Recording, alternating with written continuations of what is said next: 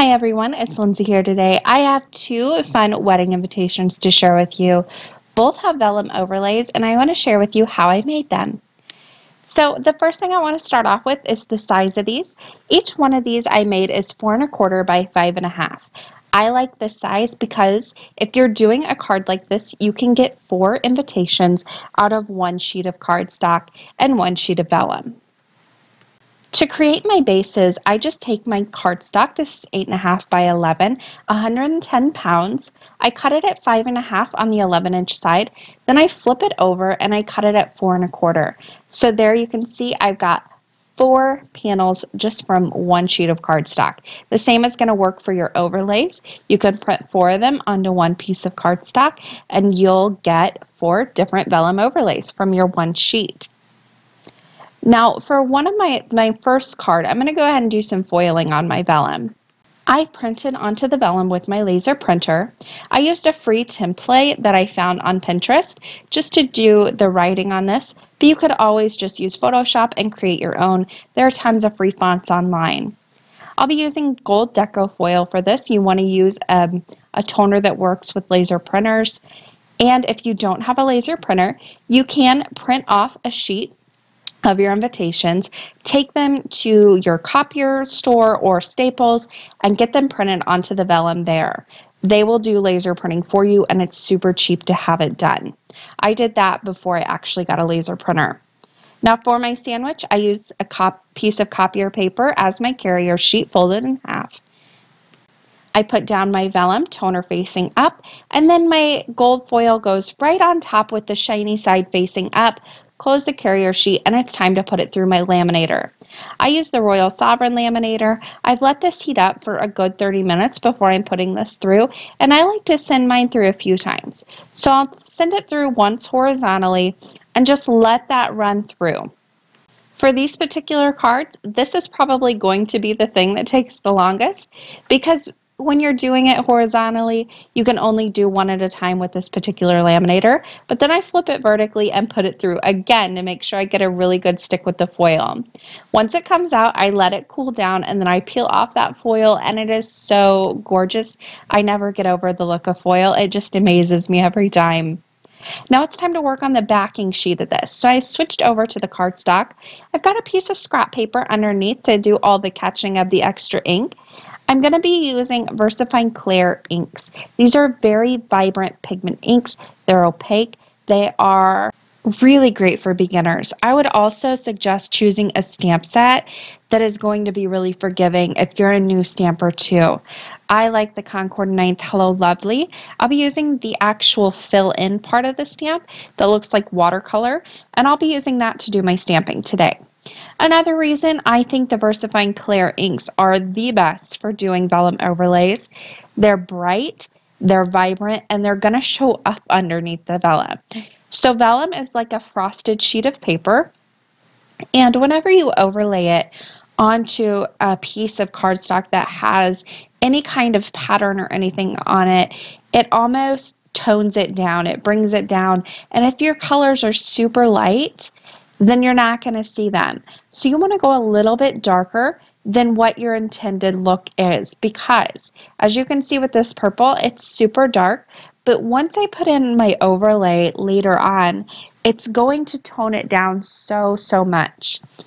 So I would also suggest whenever you're planning out your invitation, do a trial run and make yourself kind of a map of where you want your stamping to go. So I'm looking off to the side as I'm doing this because I did stamp one corner out onto a piece of scrap paper. And that is going to allow me to place my stamps when I go and do my stamping. That way I'm not just winging it on each invitation. And I would do each one the same. You can just continue to stamp and continue to stamp. One of these is going to go to one family. It's not like, you know, each one needs to be individual. These are invitations. They can be the same. So save yourself that headache, save yourself that time, make yourself a map to begin with, and follow that map for each invitation. So I did some smaller flowers with the Glamorous ink, and now I'm moving on to Warm Breeze. I'm just filling in some places here. Another suggestion would be to stamp off the edge like I'm doing here. I think it looks just really fun, and it just helps with the design. If not all the flowers are on the actual paper, and you have a little bit of them hanging off. It's a really cool look. Then I'm going to fill in all those little spaces I left with some green leaves. Now these are great just to fill in those little spaces. There are a ton of leaves in this stamp set to do that. And I'm using this very dark, vibrant, gorgeous forest green in the VersaFine Clear ink to fill in all of those. Sometimes I would use a couple different inks for this, but I thought I would go with a really nice classic look and just use one ink for all the different leaves. Every once in a while, I think it's good to go in, overlay your vellum on top, and just see where you're at. If you're happy with it, stop, and you're good to go. But if you don't overlay that vellum and see how it's going to look all together, you'll never know, and you could just keep stamping and stamping and stamping forever, especially if you get addicted to it like I am. Now, with the background done, you need to attach these two things together. You can see through vellum, so adhesive isn't going to be your friend for this one. So there are a couple different ways you can do this. Quite a few, actually. You could use ribbon or twine. I'm actually going to be using eyelets. I have not used eyelets in forever. I actually really haven't used them much at all. But I think they're a cool, neat way to attach these together. And it's something different. And a lot of people are going to see that and think, really, you made that yourself? So this is my preferred way to do it. I grabbed a white eyelet, and they have hand punches to set these with. It's called a crocodile, I believe. But again, I never got into setting eyelets or anything like it. I kind of started card making after that phase was over. But I do have this little set that I got in a toolkit, 10, 11, 12 years ago now maybe. Anyway, it's got this kind of mechanical, you do it with your hands, handheld eyelet setter. So I'm going to go ahead and do that very quickly. This is kind of the old-fashioned way. I mark the center of my paper, and I'm just going to go ahead and put my hole in my paper with my punch. Now you have to bang on the top of that. I lost the hammer years ago, so I'm using my pliers for that. Then I'll slip the eyelet with the rounded side on the outside of the invitation. Then the back where you have that straight up sticking out, you put this second tool on, and again, give it a good hammer, with a hammer preferably, and that's going to flatten that out and attach the two together. You've got this so secure eyelet holding your vellum and your invitation together. Your guest can still pull up that front of the invitation and look through at the panel, which is so cool. And there are all different colors of eyelets. They're fairly cheap to buy. So again, great option to attach these together. I also want to mention while I was setting that, I did secure these two together with just some scrap tape. Use a low tack tape to do that, masking tape, painter's tape, that kind of thing. Now it's time for the envelope. So I decided to dress up my envelopes, and I'm going to use the leftover foil. What I like to do is take some adhesive, this is 1/4 inch, and I'm just going to place that right down on the bottom. So I came up about 3/4 inch and placed it down. Cut the edges flush with the envelope, and I'll peel off the backing paper. Then I'll come in about 3/4 inch on the left-hand side, cross over that one on the bottom, again, cut it flush with the envelope, and then I can peel up the backing paper.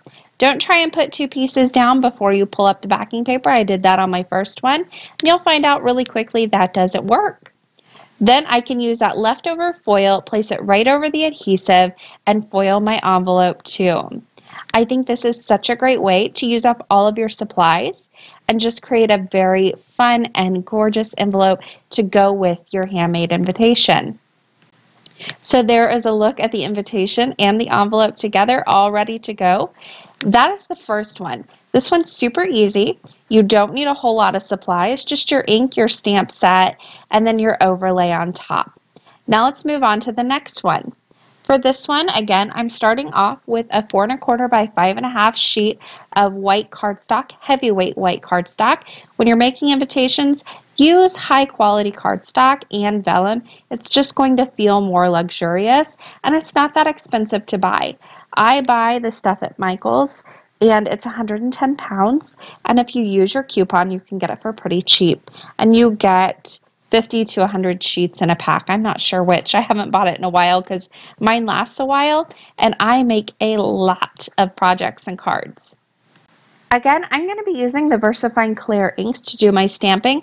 I think they're the best for this project just because they're very forgiving for beginners. They're a nice pigment ink, and they're going to show through that vellum. They're going to be nice and vibrant.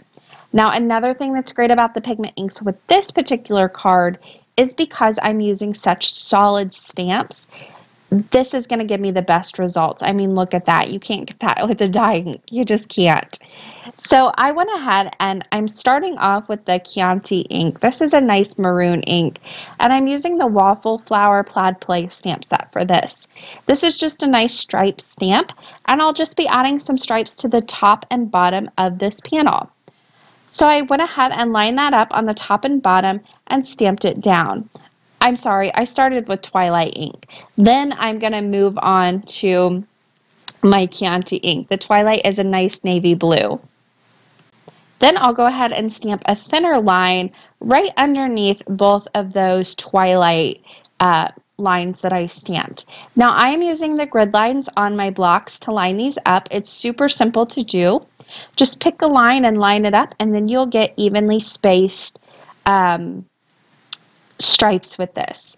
If you don't have a lined grid block or you're using something different to do your stamping with, put a piece of grid paper behind your project that you're working on. So just print off a piece of free grid paper from the internet, and that's going to help you line these up.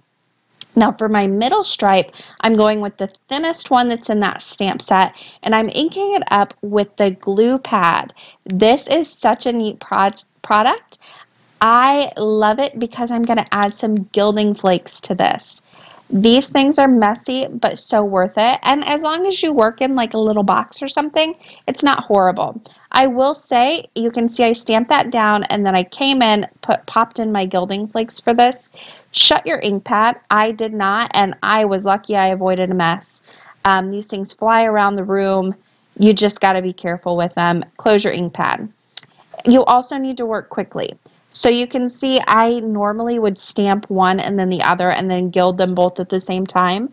This is going to dry fairly quickly since you are stamping such a thin layer of glue. So just go ahead and stamp it down and do one layer at a time. Now, if the glue pad isn't your forte, you don't want to put that much work into the gilding flakes, this will also work with the strip adhesive like I used before. And you can get that at Imagine also. They have it in 1/4 of an inch. That would work beautifully, just like it did with the gold foil on the envelope. I'm going to do the same stripe right in the center at the top also. So I inked up my stamp with the essential glue pad, stamped it down. You do want to make sure your ink pad's nice and juicy. It comes with its own refill in the package, so you can continue to ink it up and ink it up. Make sure it's nice and juicy each time you stamp. Not each time you stamp, but if you're doing quite a few of these, you're going to want to re-ink probably a few times. Then you can go ahead and take it over to your box, put on your gilding flakes, and just press them in and rub them into that glue. Then you can use a dry brush to brush off all the little excess. It's going to be such a smooth foiled look. And I love this particular one because it's variegated. It's not all the same color. You can get gold or silver or anything like that foil and just do it that way. I like the variegated stuff because I think it adds a little bit more interest. Now you're going to need to attach your vellum to your panel. So what I did with this one is actually used a brad. Again, you can find brads in all different colors, all different shapes, all different sizes. So you can customize this to fit your invitations. And then I just popped a little hole in the top. Then you can push the brad through the hole, leaf out the little brads on the back, and then press it down.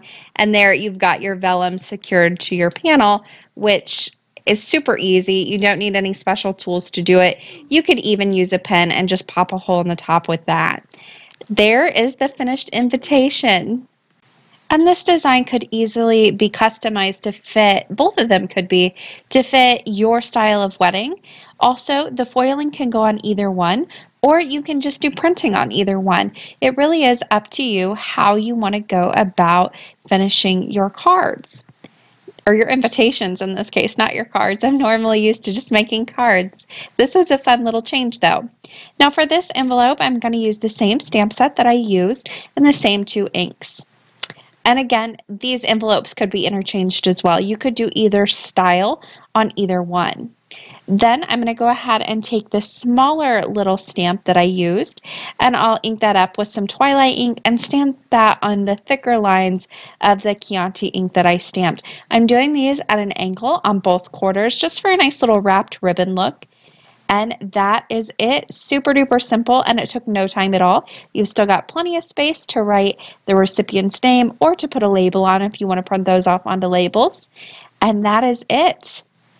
And again, I just want to reiterate, both of these designs are interchangeable. You can use designs from one to the other, switch up your ink colors, or you can use them as is and completely copy them. It's up to you how you want to do your invitations. Just play around and have some fun. That is going to do it for me today. I hope you guys enjoyed this video. Happy crafting, everyone!